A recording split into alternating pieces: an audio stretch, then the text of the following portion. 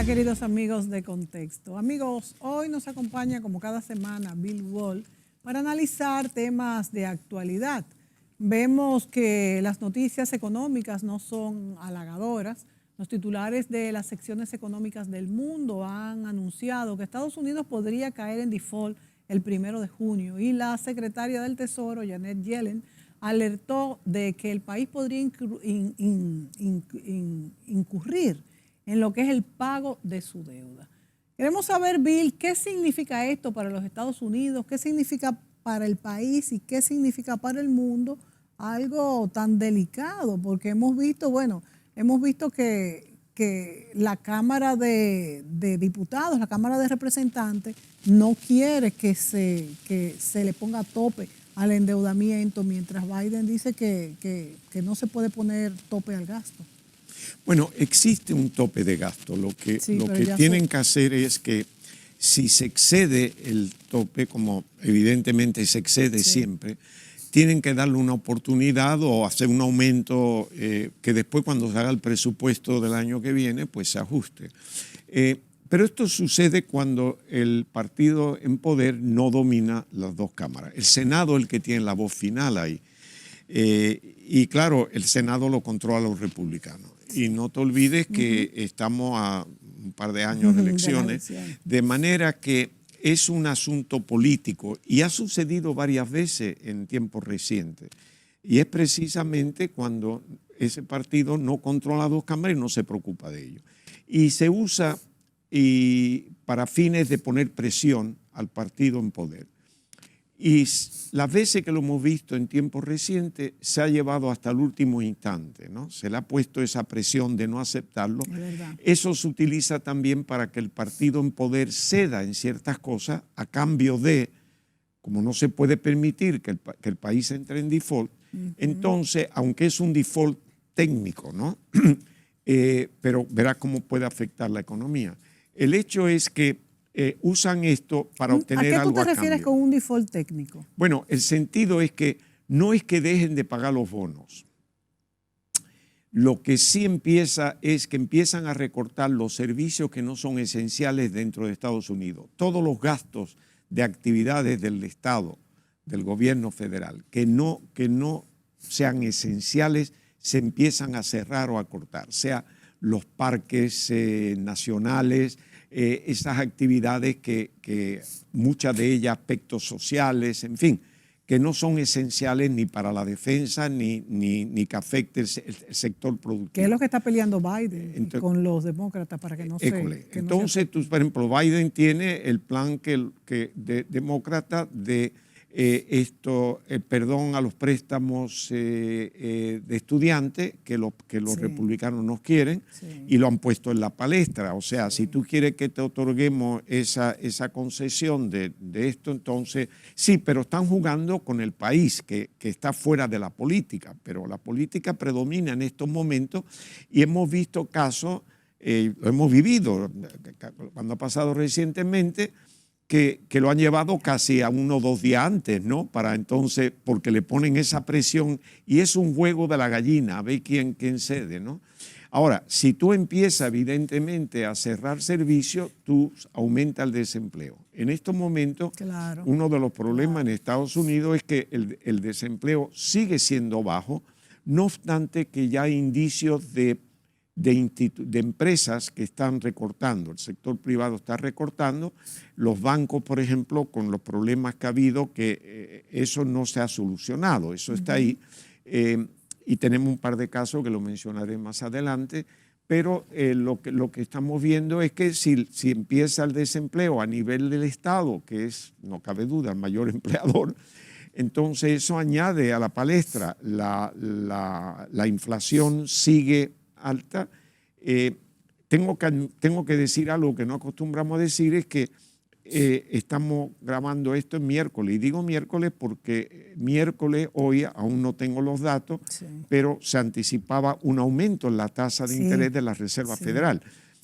Yo espero que antes de que terminemos esta sesión, que podamos tener, yo tengo la computadora, a ver si sale anunciado lo que se anticipa, lo que el mercado anticipa y lo que yo creo que viene, que es 25 puntos básicos de aumento, porque la Reserva Federal está comprometida con eso, llevarlo, ahora está 4.75 a 5, llevarlo a 5, 5.25. Lo que se espera, lo que anticipa el mercado, reacciona ante expectativas, ¿no? Lo que todos esperan es que este sea el último aumento.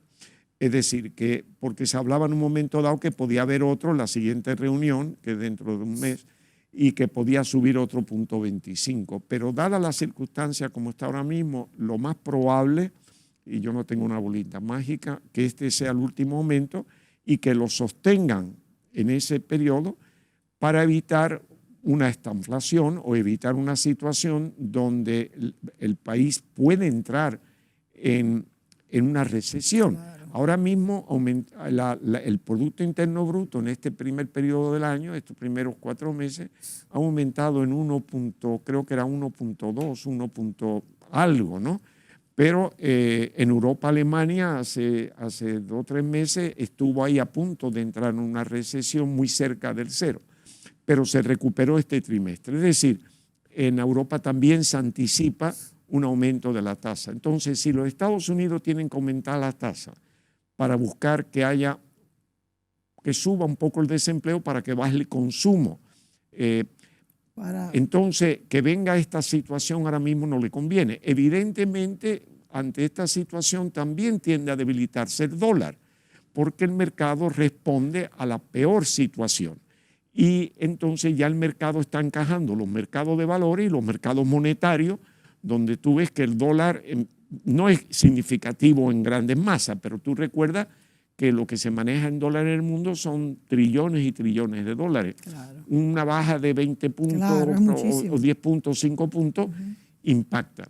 Entonces tenemos que ver eso, pero nos llega en un momento en que también bajó el petróleo, está alrededor de 70 barril, de 70 y algo, el de Texas, el Brent también, y esto se debe no a Estados Unidos, esto se debe sencillamente a que las expectativas que se tenía de la recuperación de la economía china, aunque el anuncio del primer trimestre fue 4,5, que no estaba mal, pero hay elementos en los fundamentos de esa economía que además no llenó las expectativas tampoco, y por lo tanto se considera que el consumo de combustibles, de los combustibles fósiles y demás, eso no va a ser como se esperaba, y por consiguiente ya el mercado prevé. Recuerda que el mercado no reacciona ante la realidad, reacciona ante la expectativa, y por eso hay la volatilidad que hay, porque algunos creen que sí, otros creen que no, otros se mantienen en expectativa.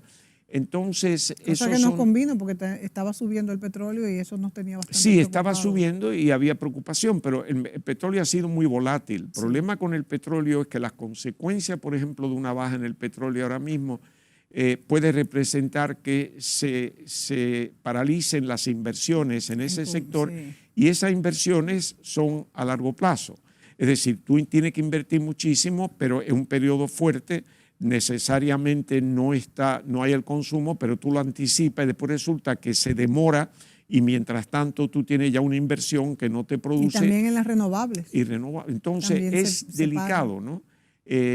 Por consiguiente, la volatilidad continúa. Ya se había dicho anteriormente que este año 23 es un año de transición, es un año muy volátil. Consideramos que era peor que el año pasado, porque el año pasado veíamos hacia dónde íbamos, una inflación y tal, pero este año no sabemos cuándo y cómo.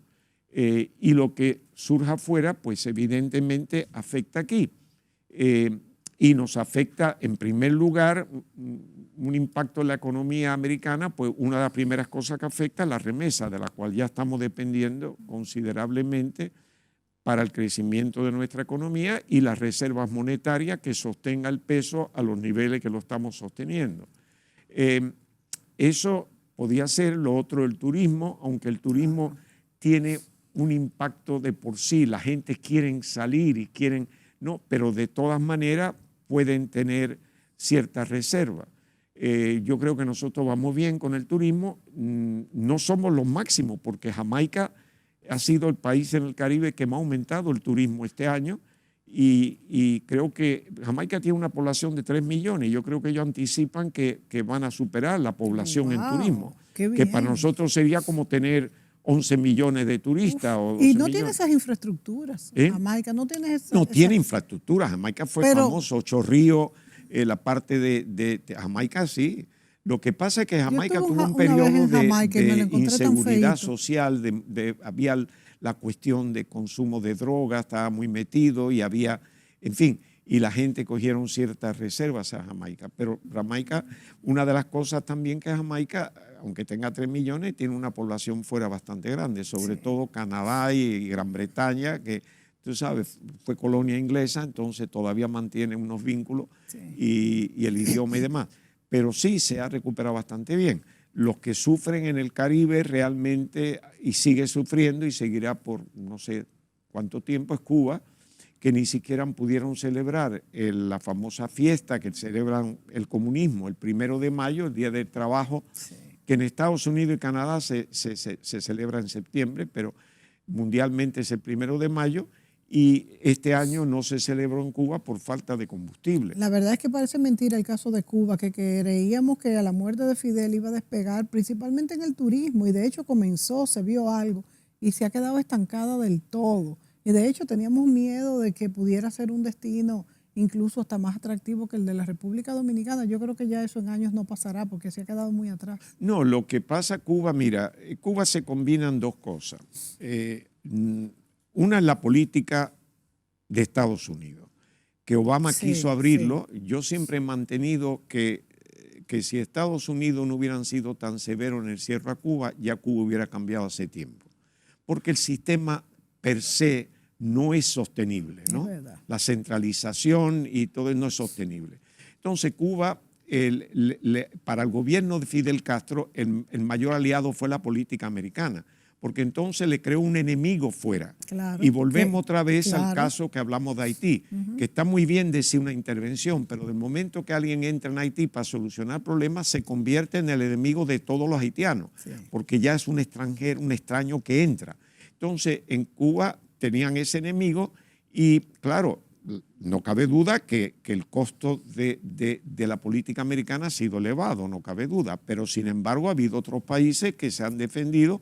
Entonces Cuba, esta cuestión de echar las culpas a los americanos, sin embargo la situación es evidente, puesto que uno de los que más emigra de todo este sector son los cubanos y llevan emigrando desde hace mucho tiempo. Claro, hoy hasta por la frontera de México, a un nivel extraordinario, ¿no? Es decir, que la situación no puede estar muy buena cuando la gente sale. Entonces, en esa magnitud. Entonces, evidentemente eso no ayudó. Yo creo que los Estados Unidos deben de entender que la mejor forma es de identificarse con el pueblo.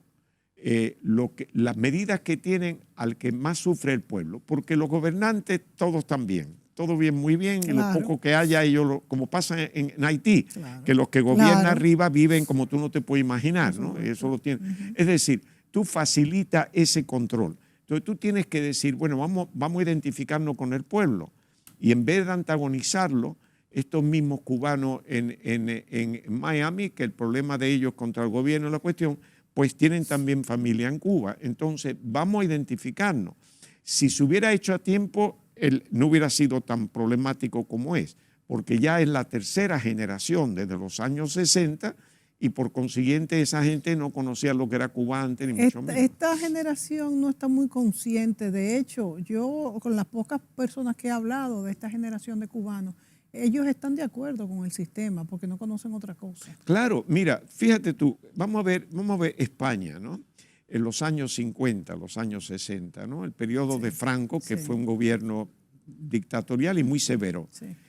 No tal vez del nivel de Trujillo, porque era otro país y era otra situación, pero muy severo, ¿no? Todo era muy, muy, muy conservador. Las mujeres en los años 50 y los 60 tenían que ir a misa con velo y mangas largas y cosas por el estilo, ¿no? Y olvídate de bikini en las playas y todo eso. ¿Qué abrió España? El turismo. El turismo fue lo que hizo que España, cuando muere Franco en el 75, aunque ya había indicios, el turismo y las comunicaciones, ¿no? La cuestión de la apertura de la televisión y cosas de eso, donde ya España, que venía de una situación, España estaba quebrada la década de los 50. Es decir, las bases americanas trajeron dólares, cosas así. Pero realmente el país, el que lo abrió fue el turismo masivo que llegó, y eso obligó a la integración con Europa, además de la Guerra Fría, que los Estados Unidos, los europeos, que le habían cerrado las puertas a Franco, que había favorecido, aunque era neutral, al gobierno de Hitler, claro, al gobierno de Mussolini, sí. Entonces se dieron cuenta que el enemigo ahora eran los rusos, la Unión Soviética, entonces había que facilitar, los americanos abren bases, abren facilidades de telecomunicaciones para los satélites, empieza a venir el turismo europeo, se acepta Franco, entra a España a las Naciones Unidas, entonces ya ahí se abre. Si tú el país lo dejas, mira Rusia con la Unión Soviética, completamente cerrada. Ellos vivían en un mundo que era el mundo que le hacían creer, pero el mundo de fuera, cuando empezaron a salir, sea para los Juegos Olímpicos, sea para lo que fuera, empezaron que viajaban más, se estaban dando cuenta que el mundo era diferente. Y eso también provocó, fuera de los movimientos hacia la libertad y hacia un sistema democrático de los países satélites, como fue el caso de Hungría, de Polonia, con Wałęsa, Polonia, Hungría, sí. Esos países que realmente estaban ya juntos, muy cerca, digamos, ¿no? De frontera con Alemania, con Austria. Esos países vieron un mundo diferente, los rusos no podían mantener el muro de Berlín ni podían seguir con todo eso, y eso fue que rompió, y ahí cae la Unión Soviética. Entonces, abre a la gente, ábrete, que la gente vea en otro mundo, que la gente vea que hay que cambiar, y el pueblo cambia y hay progreso. Nosotros en República Dominicana hemos tenido siempre la dicha de que sí, aún en el periodo de Trujillo, esto no había, era un país pequeño, dependíamos del azúcar y del tabaco hasta cierto punto, y el cacao y el café, pero realmente era poco. Pero fíjate bien que después que cae Trujillo, el país ha ido evolucionando, a pesar de todos los problemas que hemos tenido de ajuste, que son normales, el país se abre, el dominicano es muy casi camaleón, se capta las costumbres llenas, y entonces la salida del dominicano de aquí, que en la época de Trujillo no podía ir a Estados Unidos, al menos que fuera exiliado o fuera del régimen, sí. Entonces empieza a salir, ve un mundo diferente, tenemos 2 millones y pico fuera, eso influye aquí porque ellos mantienen la comunicación, no envían dinero, están vinculados con su país. Compran propiedades. Entonces, este país, todo lo que Estados Unidos o lo que pasa en Europa, lo asimilamos. Entonces, si tú hicieras lo mismo con Cuba, no va a suceder de un día para otro, pero no sería tan triste porque da mucha pena ver las condiciones en que viven y que muchos se lo crean y otros están obligados a creérselo porque tampoco le conviene no creérselo.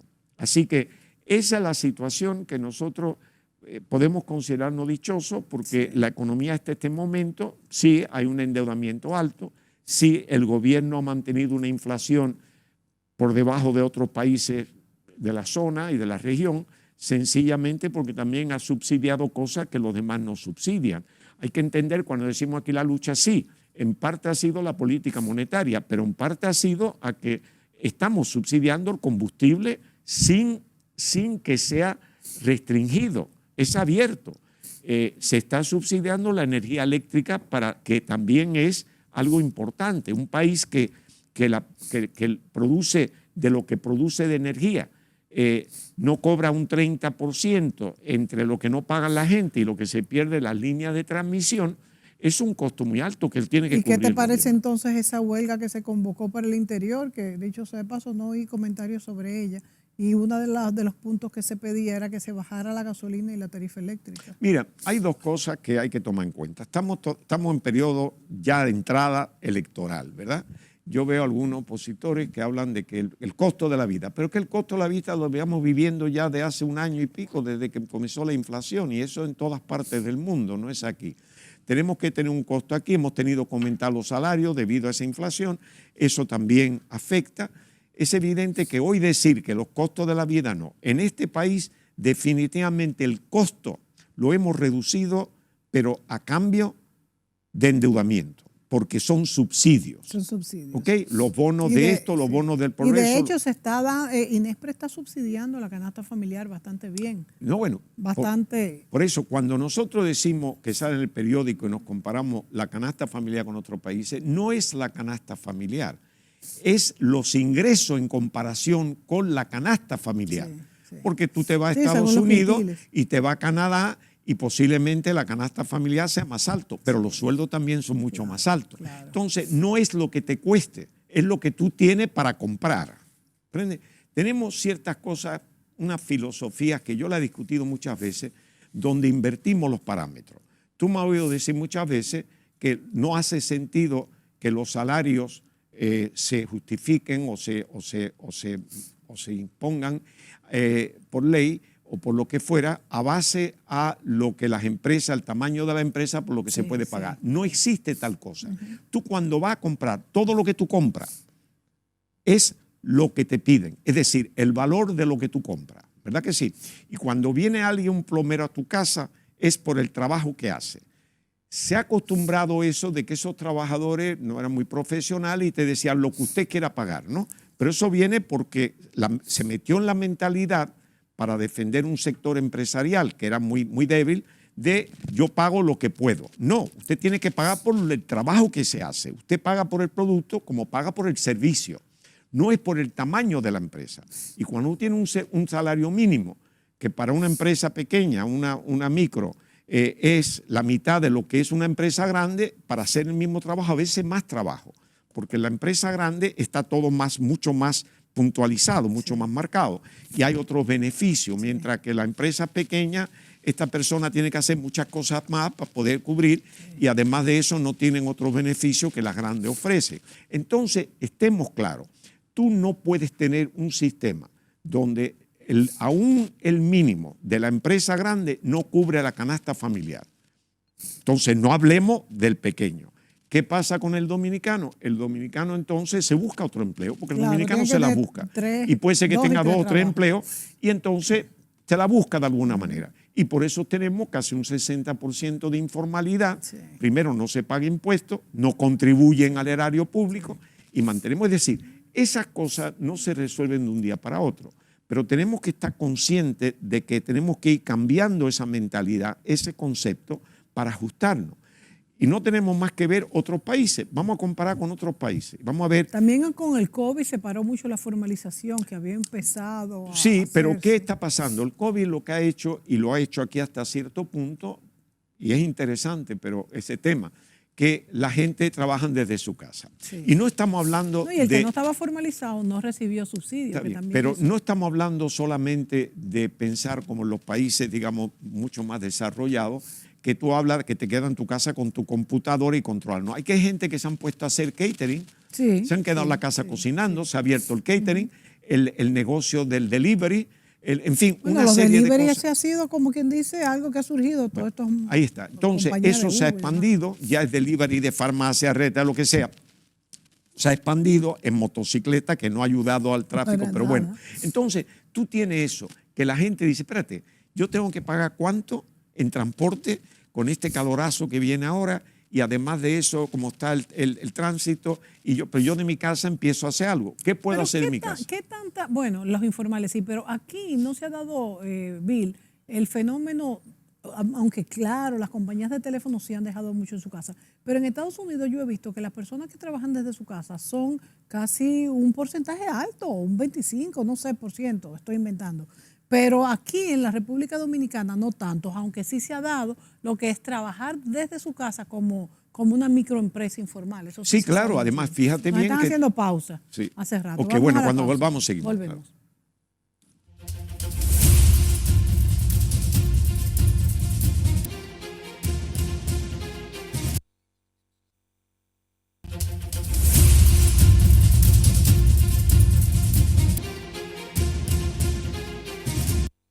Continuamos con Bill Wall y hablamos de los precios de la canasta familiar. Yo le decía a Bill que en nuestro país no ha habido tanta virtualización del trabajo como en otros países del mundo, los países del primer mundo, y que lo que sí ha habido es que hay mucha gente que perdió el trabajo, se quedó en su casa por otros motivos y ya trabaja desde la casa, pero hay muchos que no se han formalizado y eso es un problema que Bill describía, bueno, el pago de impuestos, las estadísticas y todo esto es perjudicial para lo que es la economía dominicana. Sí, mira, todo lo que beneficia tiene un costo. Exactamente. El asunto es que beneficia a unos y otros tienen costo. El problema es cuando beneficia poco y la mayoría tiene el costo. Entonces, hay muchas cosas por solucionar en el país. Lo que pasa es que los gobiernos obviamente tienen que tomar en consideración que para poder justificar su función, digámoslo, ¿no? Que la gente vean que hay un progreso, no pueden concentrarse exclusivamente en solucionar los problemas. Porque si tú te dedicas a solucionar un problema, por ejemplo, la gente no necesariamente lo aprecia si no ven otras oportunidades, otras cosas, ¿no? Es como, por ejemplo, en un juego de baloncesto, de fútbol, un equipo se dedica a defender, a corregir los errores, pero entonces no anota, entonces ya tú sabes lo que va a pasar. Entonces, tienen que crear un equilibrio.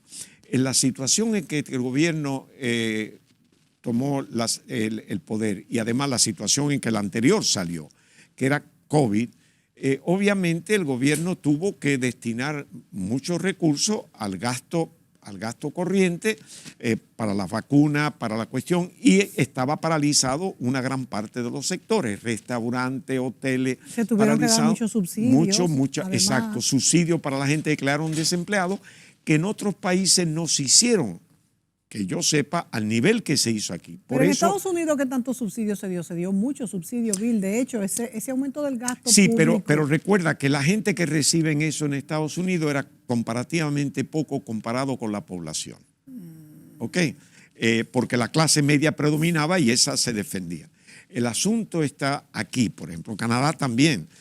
Habían sectores, pero esos sectores había que apoyar algo, pero de todas maneras el destino era la vacuna y cosas, y tienen sistemas de desempleo, seguro de desempleo, tienen otro sistema. Aquí tenemos que compararnos con América Latina o con otros países y vemos que, por ejemplo, Argentina fue famoso para eso, pero Argentina ahora mismo la inflación está en un 100%. ¿Tú sabes lo que es un 100%? Sí.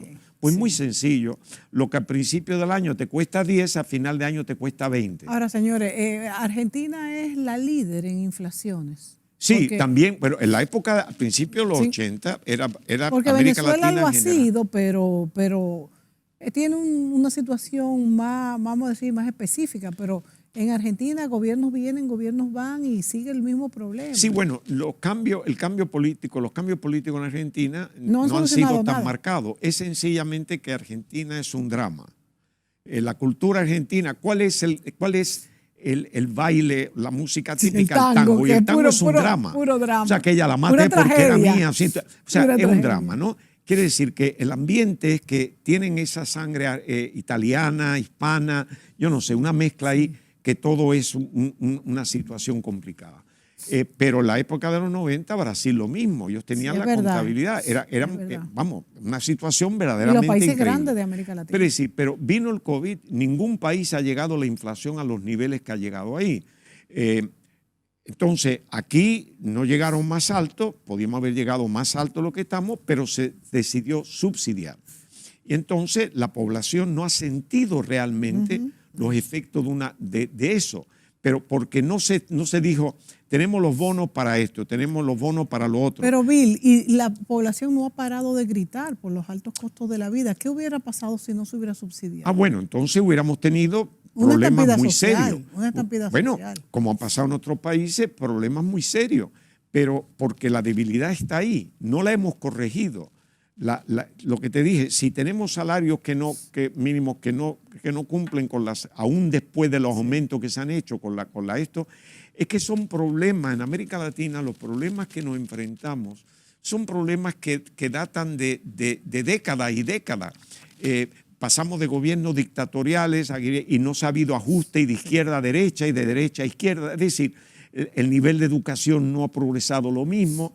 Fíjate que en nuestro país, al cumplir 10 años del aumento del 4% para la educación, no ha habido grandes diferencias. Bueno, es que aquí no se ajusta no se indexa los salarios anual o bisanual. Se esperan 4 años o 3 años que hay que negociar.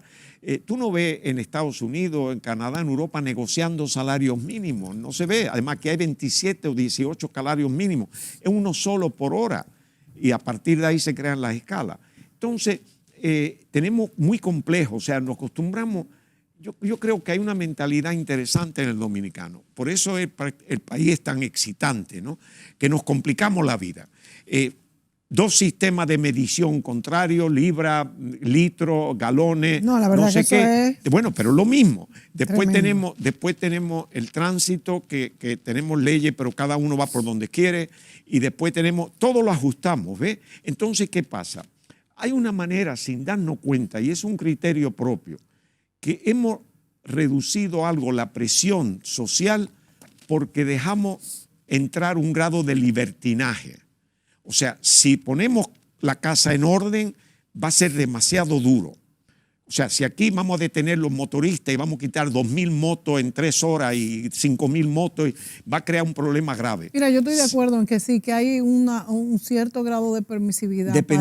Para tú quitar, y a la vez tú quitas una presión. Ahora, ¿tú crees, por ejemplo, que todas estas demandas que se estaban haciendo cuando se convocó esa huelga, es posible que el gobierno solucione, aunque sea alguna? Porque yo vi que todos eran casi inalcanzables, fuera las AFP y ARS, que lo veo imposible, pudieran mejorar, claro, pero sería imposible bajar el precio del petróleo, de los combustibles, bajar la canasta familiar. El gobierno puede subsidiar para INEPRE, pero ¿cómo va a bajar el gobierno la canasta familiar? No puede, porque ya está subsidiando algo. Puede mejorar la situación. Y pero puede mira bien, ayudar a los agricultores con préstamos y demás. Pero mira, es que las medidas que se toman son pasajeras, no son sostenibles.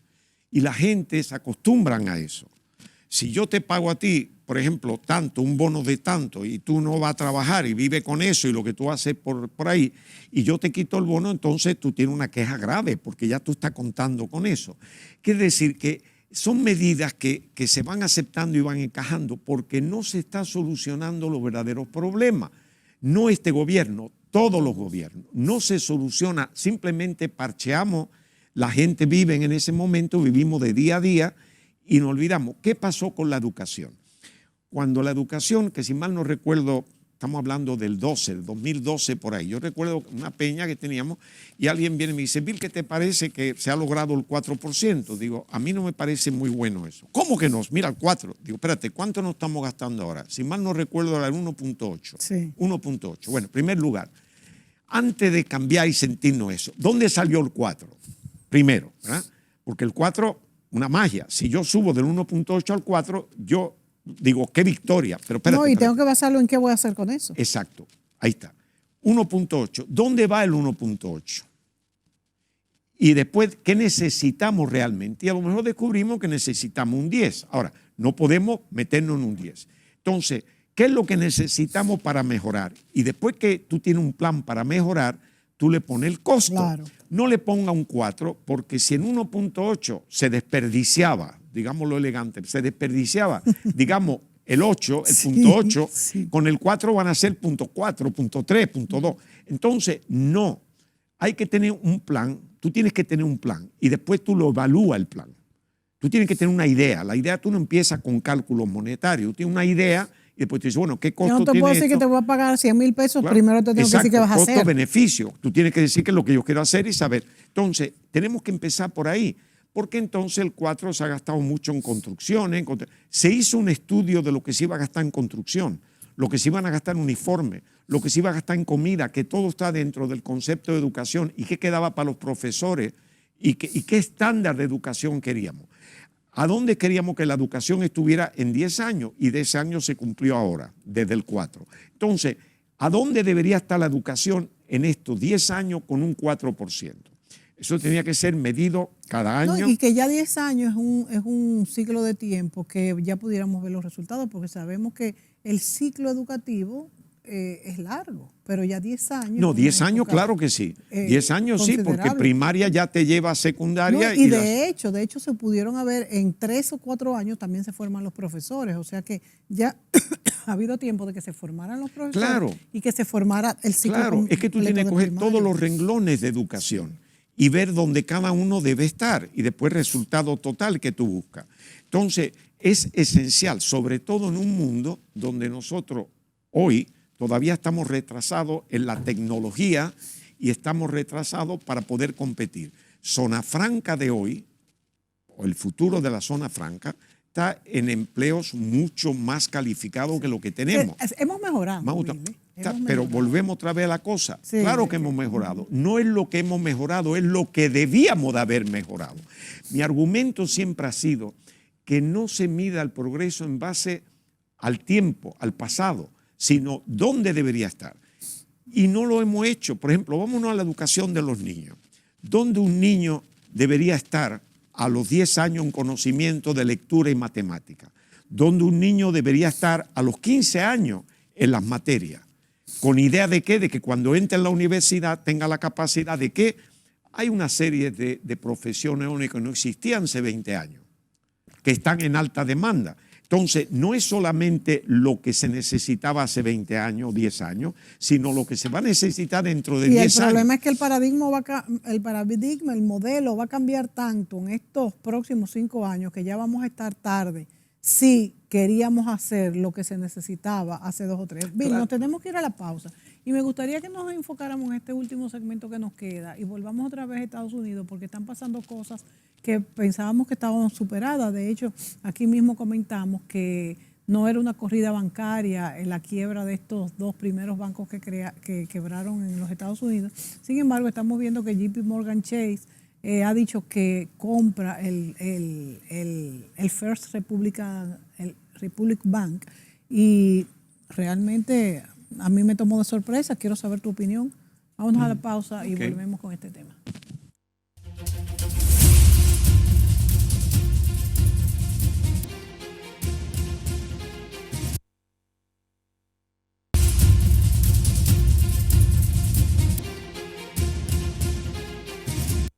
Mire, explíquenos un poco mejor la situación económica de los Estados Unidos con este nuevo banco que colapsa, el First Republic Bank, que JP Morgan Chase ha anunciado que lo compra.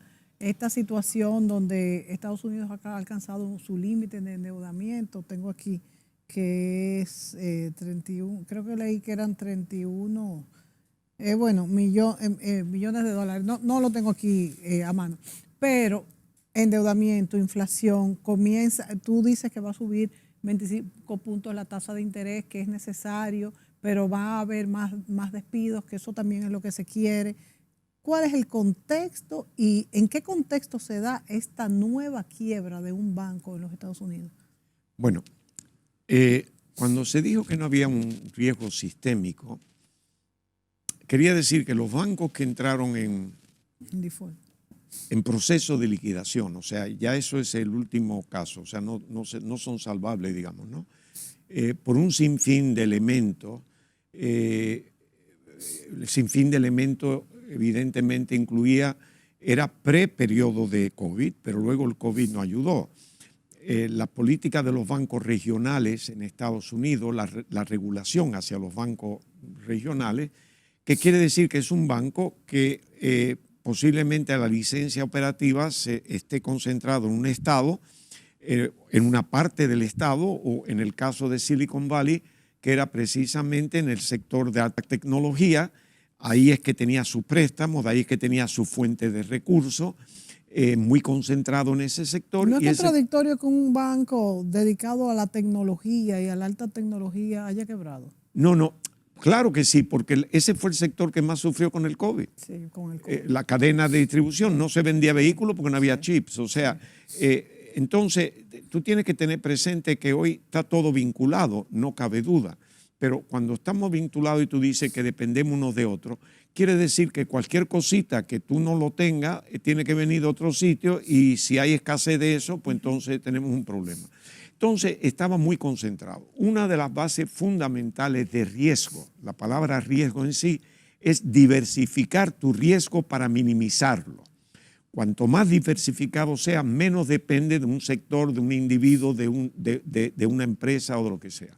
Entonces tú lo tienes distribuido. El banco recibe dinero de mucha gente y la cartera tiene que tener los sectores con un límite para cada sector. El sector de bienes raíces, el sector industrial, de tal industria, el sector servicio, y se le pone límite. A partir de ahí tú no prestas más a ese sector. Quiere decir que tú tienes bien distribuido y tienes que pensar también que tu fuente de dinero también procede de los empleados de esos sectores y el consumo de esos productos. En fin, todo eso es una combinación que mucha gente no lo piensa, al menos que vengan del propio sector. Pero desgraciadamente el propio sector ve oportunidades y entonces se casa con esas oportunidades.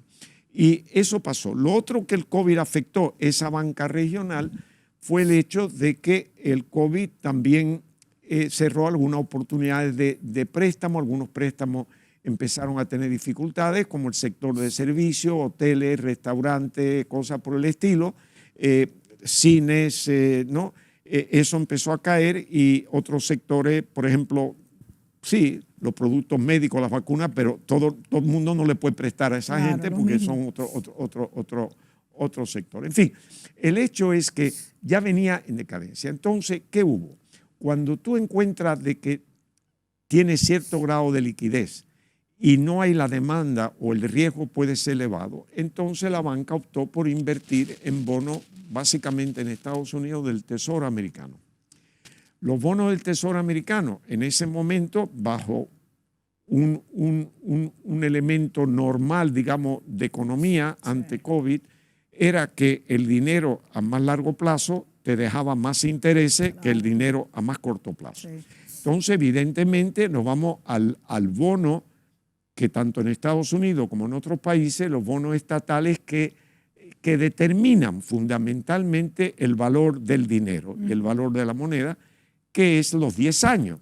Entonces, 10 años, y claro, se pagaba más por 10 años, no es que se pagara mucho, pero se pagaba más por 10 años que por 2 o 3 años. Claro. Entonces los bancos dijeron, bueno, hay un mercado de valores. Quiere decir que tú este bono lo puedes cambiar cuando tú quieras. Eso es liquidez. Pero yo no voy a tener mi dinero aquí que vaya perdiendo. Tengo que tener cuando menos algún ingreso que es menos de lo que yo le cobro a los clientes, pero me cubre parte de mis gastos y por consiguiente lo tengo que tener y es seguro. Además lo puedo poner líquido.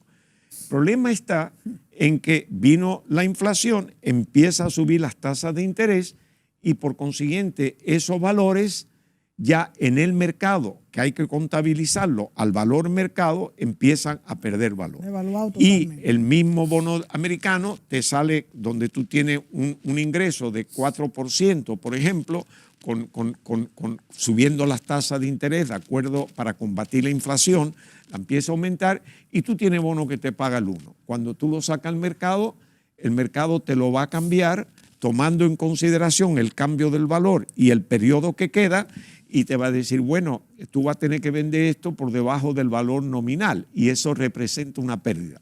Cuando tú tienes que cambiar casi todo eso para hacer frente a un retiro masivo de depósito, tú te encuentras una pérdida enorme porque tú no estás controlando la venta. ¿Qué provocó la pérdida masiva? ¿Qué por el retiro masivo? ¿Las expectativas? Bueno, no, el retiro masivo fue sencillamente que esa empresa entraron en dificultades y la gente pues empezaron a ver que el banco dependía de eso y empezaron a retirar su dinero. Las mismas empresas que le estaban prestando empezaron a retirar dinero también. Igualmente los empleados de esa empresa de la cual dependían, todos en un ciclo, y entonces aquí hay un problema. Y sucedió porque esos bancos tenían que haberse ceñido a algunos componentes de Basilea, que es pruebas de estrés, o sea, los bancos grandes, y esos bancos estaban supuestos a hacerlo, a que tú periódicamente, anualmente o cada tiempo, pero anual por lo menos, tú tienes que hacer una prueba del peor de los casos. ¿Qué pasa si te falla esto, te falla esto, te falla eso? Entonces tú haces una prueba para ver si tu base de capital, tu liquidez es suficiente para enfrentarte a una situación que ya es señal de un peligro. Claro, los bancos grandes lo hacen, pero los bancos grandes tienen que hacerlo. Pero a estos pequeños se le quitó porque el costo era muy elevado, que fue un grave error. Entonces estos bancos ya tenían más cabida para hacer operaciones. Eso no ha cambiado. Lo que ha cambiado es que le hemos dado tiempo con esto de que no es un riesgo sistémico y por consiguiente, aunque no sea un riesgo sistémico, que es arrastrar todo el sistema, sino que habrá bancos que tendrán problemas. No quiere decir que ningún otro banco va a salir. Y el Republic Bank salió ya hace algún tiempo. El problema es que hay 2 bancos más que también ya están bajo la mira, pero compara que hay miles de bancos en Estados Unidos. Entonces, tú tienes el Republic Bank que lo ayudó precisamente el JP Morgan, lo ayuda, lo ayuda, Morgan Chase, lo ayuda con otros bancos más grandes, pero el Chase, o sea, Morgan Chase, el que lo maneja, y entonces le pusieron dinero, le dieron garantías, recibieron garantías de los préstamos buenos para darle liquidez.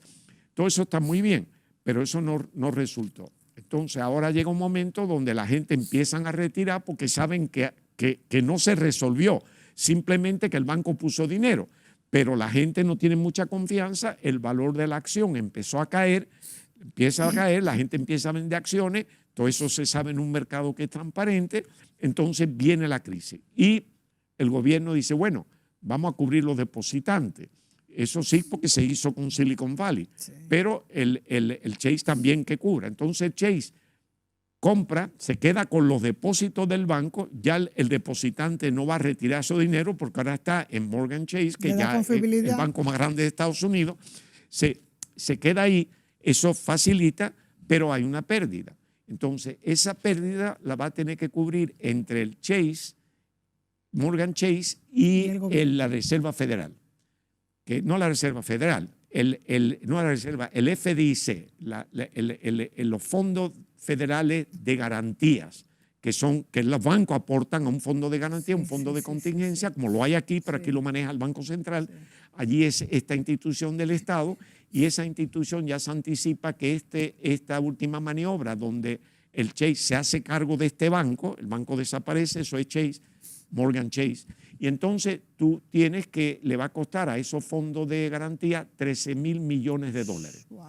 Y no sé cuánto le va a corresponder. Y esos fondos son finitos, no son infinitos. Y bueno, esos fondos los aportan los bancos, tienen muchos fondos. Sí, pero para un banco como esto eso no es gran cosa, pero si la cosa se complicara, entonces ya tú tienes, ya es un caso que precisamente no ayuda a la situación que tiene el gobierno ahora mismo con la deuda del Estado, que a la vez está bajo presión, el valor del dólar está bajo presión, las posibilidades de un default, todo eso cuando precisamente estos fondos que también sostiene al sistema bancario tienen que estar cubriendo déficit o pérdida. Es decir, es una combinación, no creo que es para un pánico, pero que todo se confunde y eso hace que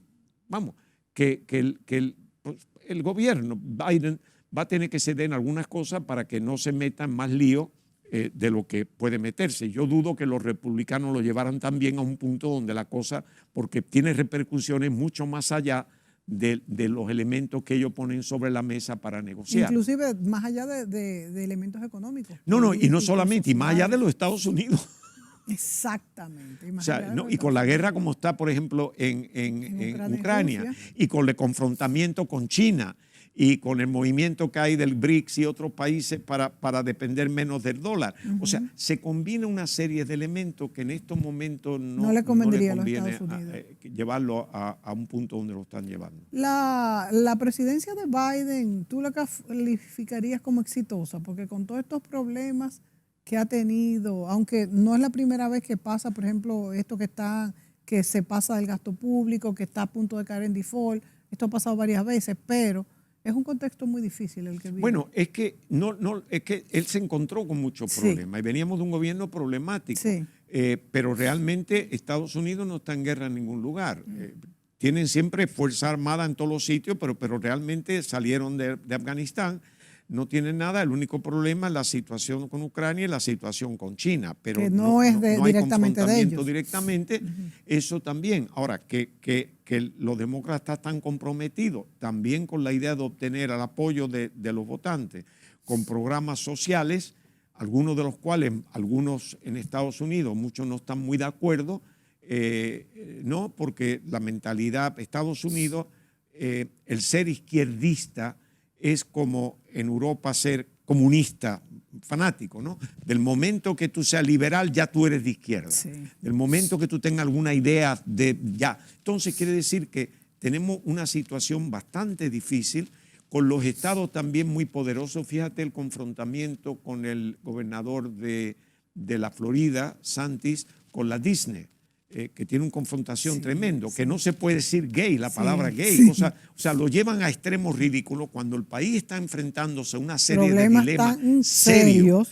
Estamos hablando de que si debe de referir a gay o no gay, es decir, porque el estado de la Florida y el otro estado y algunos estados, bueno, estaban prohibiendo el medicamento para las embarazadas, ¿no? Para el aborto y cosas, y algunos estados sí, fue a la Corte Suprema tuvo que decir no, eso no hay que limitarlo, eso sería, en fin, una serie de conflictos que no tienen que ver con el Estado. Pero ¿qué tiene que ver esto con la situación que los Estados Unidos confrontan como país? No, y además no son cuestiones de Estado, son cuestiones bueno, pero no, los estados tienen mucho poder en Estados Unidos. Recuerda que tú estás hablando de Estados Unidos.